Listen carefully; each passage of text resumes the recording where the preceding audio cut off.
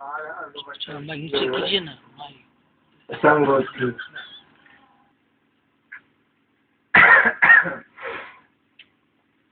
पट्टासीटी, पंडारक और बाढ़ से कुछ गुरु भाई बहन अपनी अपनी बात कह रहे थे। एक बात आई कि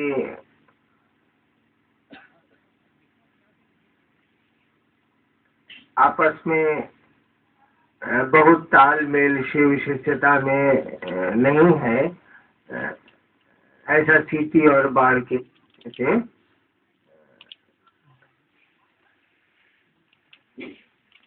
लोगों ने कहा। आपसी तालमेल, देखो यार कितना भाषण दे लोगे, कितना हम लोग समझा लें कि मोहब्बत से रहिए, प्रेम से रहिए, शिव आपके गुरु हैं, सारा होगा नहीं, सब नौटंकी। जात पर बहुत भाषण हुआ, जात नहीं मिटी। हम लोगों ने जात पे कुछ नहीं कहा, जात मिट गई। उसी तरह से ये समझाने से कि आपसी तालमेल बना के चलिए, एक साथ चलिए, हम सबों के गुरु तो एक ही हैं, एक ही दिशा है, एक ही कोशिश है हम लोगों की कि लोगों को शिव गुरु से जोड़े। होगा इसे नहीं। भाषण ठीक है, हम वो दे सकते हैं, होगा नहीं। होगा कैसे? ये आपसी तालमेल बैठेगा कैसे? ये आपस में मोहब्बत होगी कैसे? मात्र एक ही बात से होगी, जो गुरु ने कहा उसको करिए, जो गुरु ने कहा उसको करिए। यानी लोगों को शिव गुरु से जोड़िए। जोड़ेंगे तो जुड़ेंगे आप। लोगों को शिव गुरु से जोड़ने की मानसिकता में आइए, चाहत में आइए, इस बात को चाहिए कि हम लोगों को शिव गुरु से जोड़े। हे महादेव, आप ऐसी दया करिए कि लोग आपके शिष्य बने। जैसे जैसे आपका मन उस शिव गुरु से जुड़ेगा, जैसे जैसे लोगों का मन उस शिव गुरु की ओर चलेगा, मोहब्बत आती जाएगी, तालमेल बढ़ता जाएगा। अन्यथा भाषणबाजी है कि आपसी तालमेल दूर करिए भाई जी, प्रेम से रहिए, मोहब्बत से रहिए, नहीं होगा। देखिए, हम लोगों को सब बात समझ में आती है कि हु ऐसे कर रहा है तो हऊ ऐसे हो रहा है, तो हऊ ऐसे हो रहा है, तो हई उसे हो रहा है। हम लोगों का गुरु है महादेव, उसको समझ में नहीं आ रहा था ऐसे 25 साल पहले, जब 1985-86 में उन्होंने हमसे कहा कि तुम जो करते हो दूसरों को करने को कहो। तुम जो कर, पहले पूछ लिया कि क्या करते हो। खामोशिया मास्टर ने सर बहुत अच्छी है सर, पहले पूछ लिया कि क्या करते हो। हमने कहा जी दूसरों को शिव का शिष्य बनाते हैं। तो करने को क्या कहते हो? मैं उस समय करने को ये काम नहीं कहता था, तो मैं चुप हो गया। उन्होंने कहा कि तुम जो करते हो दूसरों को करने को कहो। 1985-86 के बाद दोबारा इस बिंदु पर उन्होंने कुछ नहीं कहा। तुम जो करते हो दूसरों को करने को कहो, यानी शिव का शिष्य लोग बनाए, तुम बनाते हो, लोगों को भी बनाने को कहो। इस बिंदु पर फिर उन्होंने कभी कुछ नहीं कहा।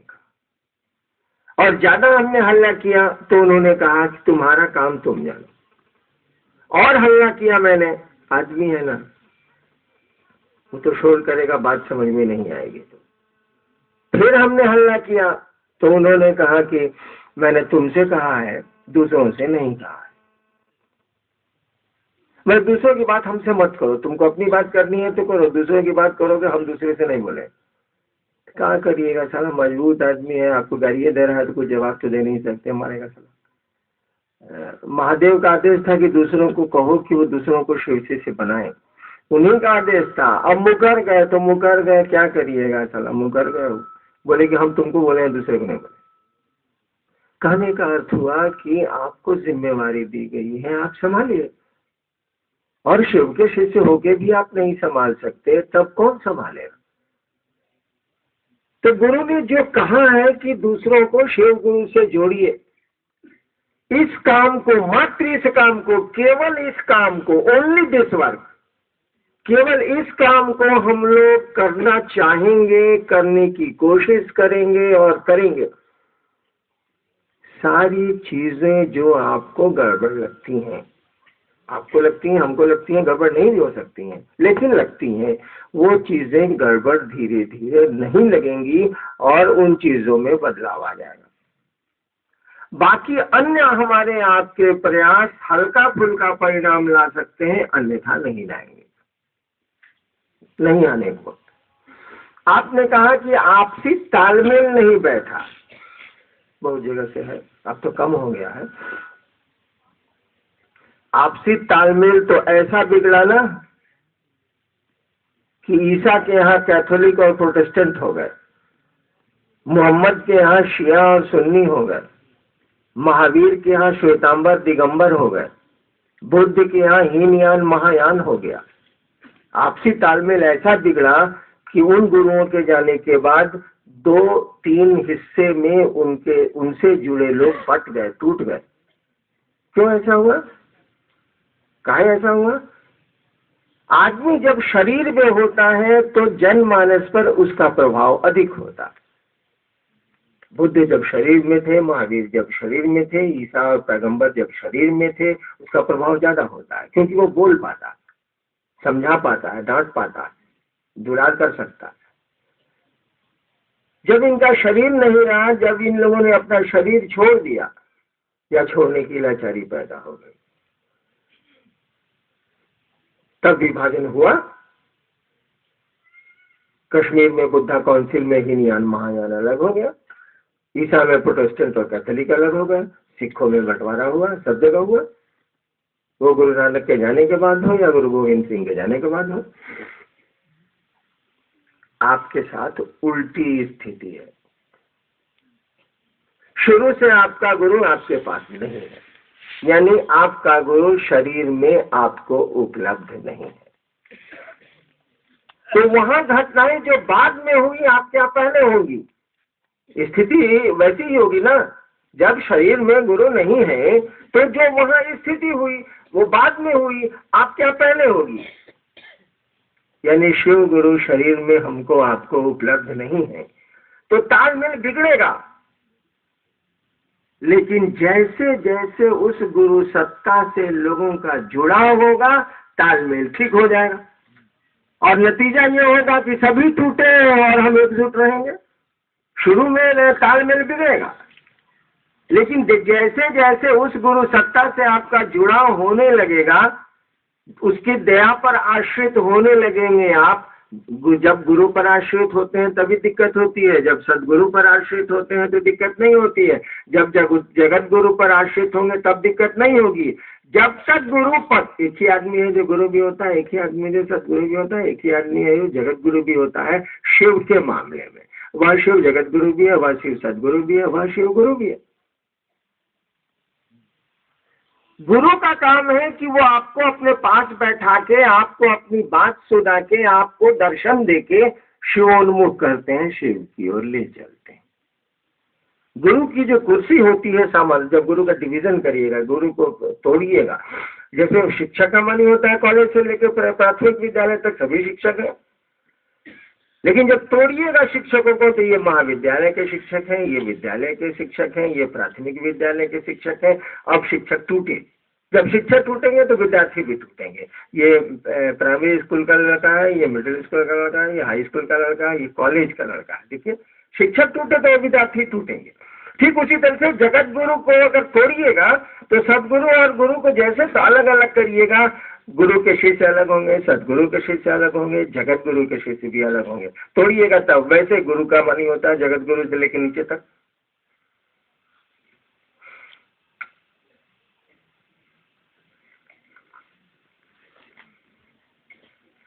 गुरु के साथ क्या है कि वो आपको अपने पास बैठाते, अपनी बात कहते। दर्शनात्, स्पर्शात्, शब्दात्, तीन चीज है ना भाई। शब्द से, दर्शन से और स्पर्श से, यानी नियर, नजदीक बैठा दे। जो इस 3 चीज के खूंटे से काम करते हैं, जो 3 रेंच लगाते हैं अपने शिष्य में शिवोन्मुख करने के लिए, शिव की ओर ले चलने के लिए, उनको गुरु कहते हैं। उनके पास 3 गो रेंच है जो अपने शिष्य को के नट बोल्ट को कसेंगे और कस के उसकी शिष्यता को शिव की ओर ले जाएंगे, परमात्मा की ओर ले जाएंगे। 3 गो रेंच आपका कौन सी है? एक दर्शन है, एक बोली है और एक साथ बैठा लेना है। दर्शन, बोली और स्पर्श। लेकिन जैसे गुरु से उनका प्रमोशन सदगुरु में होगा या कोई सदगुरु होगा तो गुरु का तो क्वालिटी उसमें है ही।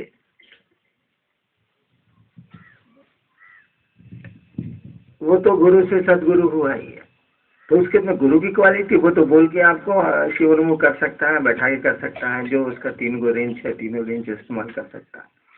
लेकिन अगर वो 3 रेंज का इस्तेमाल नहीं भी करे तब भी वह सदगुरु की कुर्सी पर मात्र 1 रेंज रखता है। 1 रेंज होता है ना, स्लाइड रेंज, वो स्लाइड करता है, ऐसे ऐसे घुमाइएगा तो आगे पीछे होगा। वो स्लाइड रेंज लोग बोलता है, वो स्लाइड रेंज है, मतलब किसी नट पे लग जाएगा। तो सदगुरु के पास स्लाइड रेंज है कौन सी का? दया का।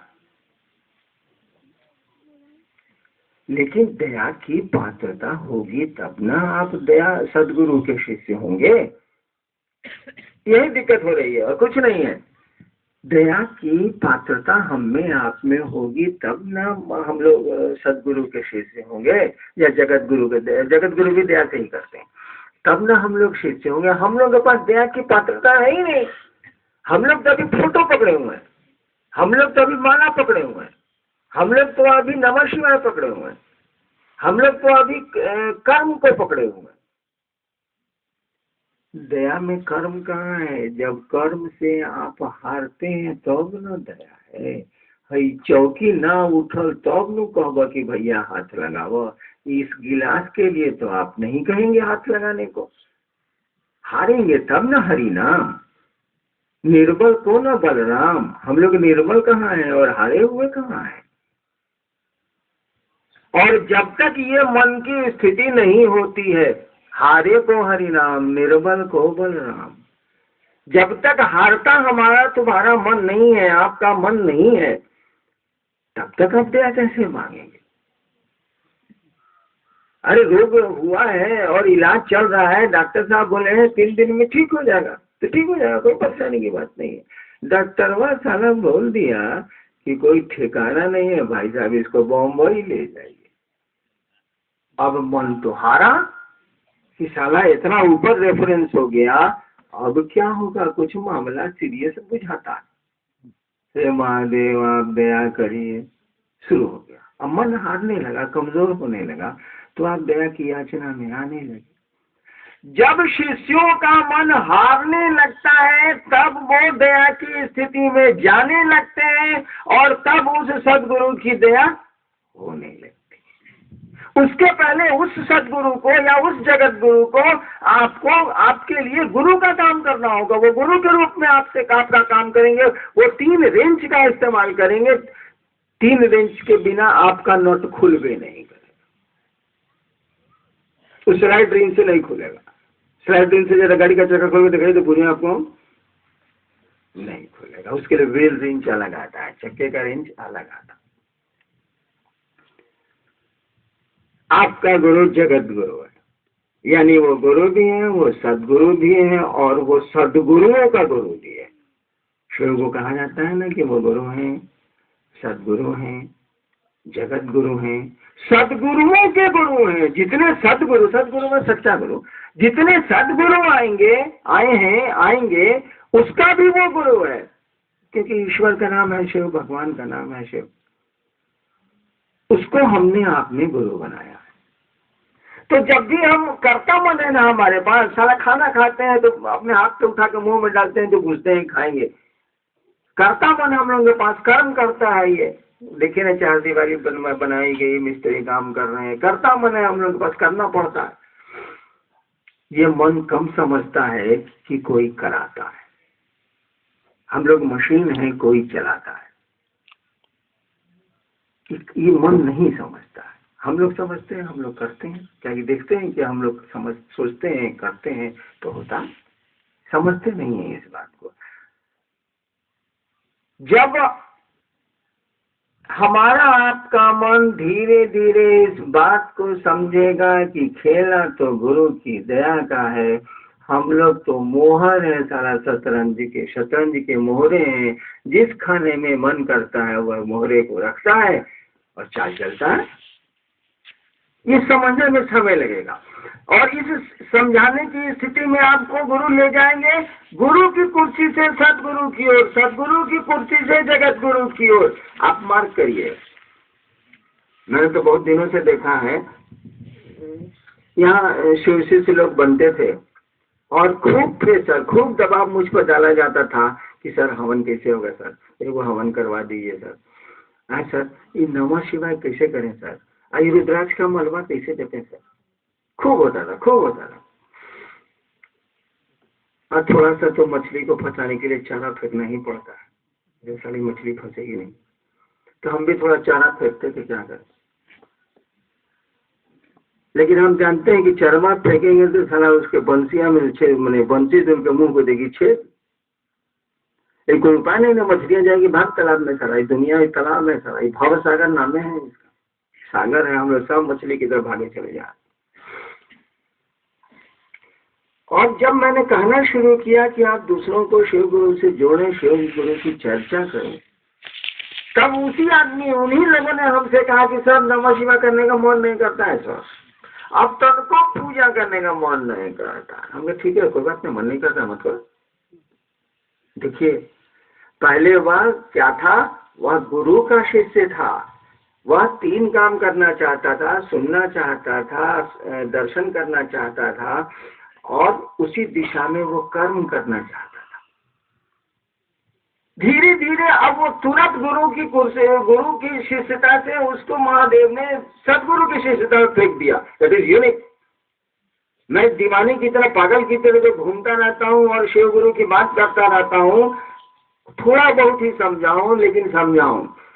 शिव गुरु होते हैं, इतना ऑपरेटिव है, इतना ऑपरेटिव है कि गुरु की शिष्यता केवल आपको मिलेगी तो कई जन्म लगेंगे, और महादेव गुरु होते हैं तो 1 से 1.5 महीना लगता है आपको गुरु की शिष्यता से सदगुरु की शिष्यता में पट से फेंक देते हैं वो। यदि यूनिक विश्व का ये नूतन, विश्व के लिए नूतन बात है कि लोगों के शिव गुरु हो जाए। बहुत पुरानी बात है कि शिव गुरु है, लेकिन हुए कहाँ है। पुरानी बात तो अखबारों, किताबों, शास्त्रों और साधुओं की बोली में रह गई। शिव नाम के गुरु हो गए। हम लोगों ने कहा शिव नाम के गुरु नहीं है, शिव काम के गुरु है। तुमने गलत समझ लिया। आज तक तो शिव नाम के गुरु नहीं। मैंने देखा है कि 1 महीना होते होते महादेव का नया बना हुआ चेला अगर गुरु चर्चा करता है तो कहता है कि सर पूजा में मन नहीं लगता है सर। आज सर आप एक बोलते हैं कि 108 बार नमः शिवाय करने को नया पार लगता है सर। हम पूछते हैं चर्चा करते हो? जी सर हुए। ताकि सर हुए तो करवे करते हैं, आप दिन भर चर्चा में रहते हैं। देखिए क्या हुआ है, आप समझे अथवा ना समझे, कुछ नहीं किया। उस जगत गुरु के सानिध्य में वह पहले गुरु का शिष्य था, अब सदगुरु का शिष्य होने लगा। वो धीरे धीरे क्या होगा, वह सदगुरु का शिष्य होने लगेगा। उसको लगेगा कि चर्चा हम थोड़े करी थी, कोई कराता या कोई करा लेता सारा ठोस में। हमने तो कई बार कहा है कि अपने मन से हम चर्चा करते हैं, सारा पहाड़ टूटता। हमने कई बार लोगों को कहा है, लोग कहते हैं कि दुबले कहाँ हो गए आप। हम कहा कि ज्यादा प्रोग्राम करना नहीं इसलिए दुबले हो गए, प्रोग्राम से हम कपाल दुबले होंगे, कल दुबले होंगे। ये सोच के कि महादेव का काम है, सारा भारी है, देखे उससे मैंने कि बेहुदा कोई काम नहीं है, तो सारा मेरा आधा पौंड खुद सूख जाता। आप ही सोचिए ना, गुरु न शिष्य बनाता है कि शिष्य शिष्य को बनाए। अरे गुरु न शिष्य बनाए। अब गुरु का न काम है कि स्कूल में को लड़का पढ़ेगा, कि चेलवा का काम है कि मोहल्ला में घूम रहा है, चिचिया रहा है, ए भाई जी महादेव के गुरु माना ना, ए भाई जी महादेव का गुरु माना ना। इतना मास्टरवा का काम है कि कितना मान लड़का पड़ेगा, लड़का आया है पढ़ाइए उसको, भाई साहब घरे जाएगा खाना ही छिछिया रहा है छिछिया रहा है छिछिया रहा है, तो कैसा मास्टर आदेश देता है कि विद्यार्थी खोज के लाओ। काम है मास्टर का करना है चेला, कहे कि आपका मास्टर तो ऐसे ही बोल रहा है, पंखा के नहीं सुनते कि महादेव पंखा के बोला रहते हैं, सारा पागल है वो। ऐसा ऐसा आदेश देता है जिसको तर्क की कसौटी पर कसिएगा तो पगला जाएगा। गुरु शिष्य को ढूंढते हैं, यहाँ गुरु आराम कर रहा है, चेला को कह रहा है लेगा खोज के लिया। साला हर क्लाइमेट का खचवाई का हिसाब से काम। तो हमें परेशानी नहीं होगी, सारा काम आपका है करने को, हमको दे रहे हैं सलाह, कहते हैं कि गुरु भी तू बनेगा तो मुड़ी काट लेंगे। साला गुरु तुम बन नहीं सकता, गुरु हम ही रहेंगे। बोले हमारा कुर्सी बरकरार है, तुम साले चला रहो। चलिए भाई गुरु का आदेश है तो कोई क्या बोलेगा। होगी हरू गरू नत्थु खैरू, गुरु तो है नहीं, अब महादेव से बड़ा गुरु खोज के तो लाया नहीं जा सकता, इस संसार में संभव नहीं।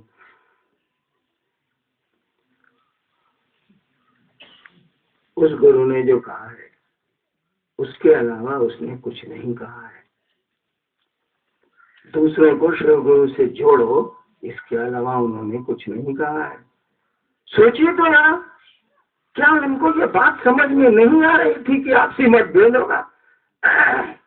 क्या उनको ये बात समझ में नहीं आ रही थी? क्या उनको ये बात समझ में नहीं आ रही थी कि जिला संयोजक दूसरे संयोजक को कह रहा कि साला तुम हमसे पूछे बिना मेरे जिला में घुसा कैसे? उनको नहीं समझ में आ रहा था। ऐसा तो नहीं है कि हमको आपको समझ में आ जा रहा है और महादेव को नहीं समझ में आया होगा। वो गुरु है और शिव शिष्यता का मानी होता है, शिव इसके गुरु है, जवाबदेही उनकी है, उनको नहीं समझ में आता है। उनको तो वो समझ में आता है कि आप 10,000 साल के बाद क्या सोचिए, 10,000 साल के बाद आप क्या सोचिएगा शिव जानते हैं। सोचिएगा, करिएगा नहीं। 10,000 साल के बाद आप क्या सोचिएगा शिव अभी जानते हैं, उनको पता। तो उनको ये पता नहीं है कि शिव शिष्यता बढ़ेगी तो क्या होगा, का उल्टा होगा, का सीधा होगा, का टेढ़ होगा, का भगोल होगा, क्या होगा, उनको ना पता था, उनको ना पूछा था। हम ही आपको ज्यादा अकील है। जो उन्होंने कहा उसको करने की मानसिकता में हमको आपको आना चाहिए। नहीं हो तो उन्हीं से इसके लिए दया मांगनी चाहिए। होता क्या है ना कि आप करना नहीं चाहते हैं, आप मेरे सामने आके कहते हैं कि हमको महादेव का काम हमसे नहीं होता है, आप दया कर दीजिए। आप अगर चाहते महादेव का काम करना ना, तो आप महादेव का काम आपका शुरू हो जाता। आप चाहते नहीं, बहाना बनाते हैं मेरे सामने। हमसे 3 सूत्र नहीं होता है, बाकी कमा होता है। मेरा के साथ सुनते हैं रात भर, कमा होता है, करिएगा खिचड़ी। 3 सूत्र नहीं होता, क्या लगा हुआ 3 सूत्र में? एक पैसा लगता है 3 सूत्र में। दिया मांगनी है साल, लेटरिन में समय नहीं मिलता। बहुत आदमी हमको मिलेगा ना, देवघर में कुछ लोगों को समय नहीं मिलता। सर तुम हकता है कि नहीं, से बताओ, तुम पखाना जाता है कि इससे बता। तुम लेटरिन में ये बात सोचो नहीं कि शिव तुम्हारे गुरु हैं, हे महादेव आप मेरे गुरु हैं, मुझ पर दया करिए। तुम लेटरिन में इस काम को कर सकता है कि नहीं, से बताओ। कि वहां भी तुम वहां हिसाब लिखता है दुकान का, ऐसा तो नहीं है। लेटरिन में बैठ के, और हमने कहा शिव शिष्यता कुछ नहीं है, एक विचार है, एक सोच है। आप सोच भी नहीं सकते कि शिव आपके गुरु हैं। हम तो कई बात ये, शिव भगवान अगले हैं, शिव देवता अगले हैं, वो गुरु भी हैं, आपको पहले से मालूम है, कोई नई बात नहीं है। केवल कहा कि आप सोचिए तो शिव आपके गुरु हैं, केवल सोचिए, मत चर्चा करिए, मत किसी से बोलिए। लेकिन आप क्रिया खा लीजिए कि लेटरिन में खाली यही सोचेंगे शिव आप मेरे गुरु हैं, पर सोचेंगे, सोचना बोलना नहीं। हे शिव आप मेरे गुरु हैं, मन ही मन सोचना, सोचिएगा तो मन ही मन न भाई। हे शिव आप मेरे गुरु हैं, मुझ पर दया करिए। आप इसी काम को रेगुलरली कीजिए ना, आप शिष्य हो जाइएगा।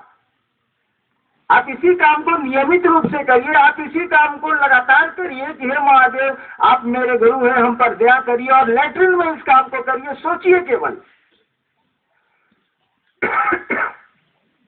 आप में शिष्यता उतरने लगेगी, उस महादेव की दया आप पर होने लगेगी। आपको लगेगा कि अब तो सब धीरे धीरे ठीक होता जा रहा है। अब इससे आसान क्या बताया जाए? उससे बड़ा गुरु नहीं दिया जा सकता, महादेव से बड़ा तो कोई गुरु नहीं है। उससे इससे आसान विधा नहीं दी जा सकती, तरीका नहीं बताया जा सकता कि आप सोचिए तो कि शुरुआत के गुरु हैं। इसी सोच को कायम रखने के लिए, इसी याद को कायम रखने के लिए, इसी स्मृति को कायम रखने के लिए हम लोगों ने कहा कि 3 को काम करिएगा भाई साहब। दया मांगिएगा जब मौका मिले, चर्चा करिएगा जब मौका मिले, और अपने गुरु को प्रणाम करिएगा जब आपको मौका मिले। आप सोचते भी नहीं है, केवल सोचना, मात्र सोचना कि शिव मेरे गुरु है, आपको शिव का शिष्य बना देगा। थोड़ा समय लगेगा लेकिन बना देगा। अब क्या किया जाए? इससे आसान क्या बताया जाए? एक मुल्ला नसरुद्दीन का किस्सा सुनो।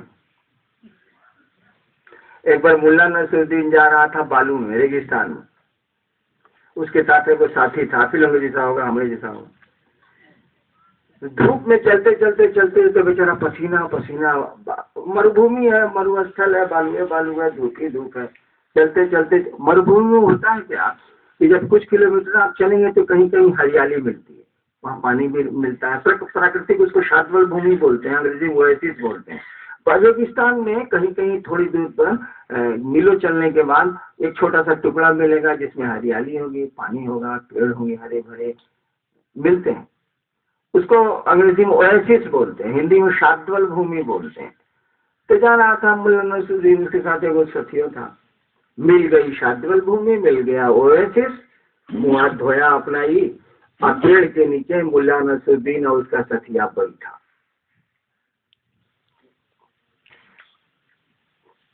मुल्ला नसरुद्दीन कह रहा है कि यार हमको भी एक महल होता, उसमें सुंदर सुंदर बगीचा होता, उसमें बहुत सुंदर तालाब होता, हम दिन में घंटों उस तालाब में नहाते, आनंद था।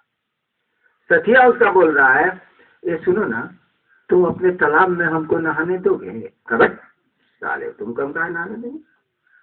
अच्छा ठीक है, नहाने नहीं दोगे।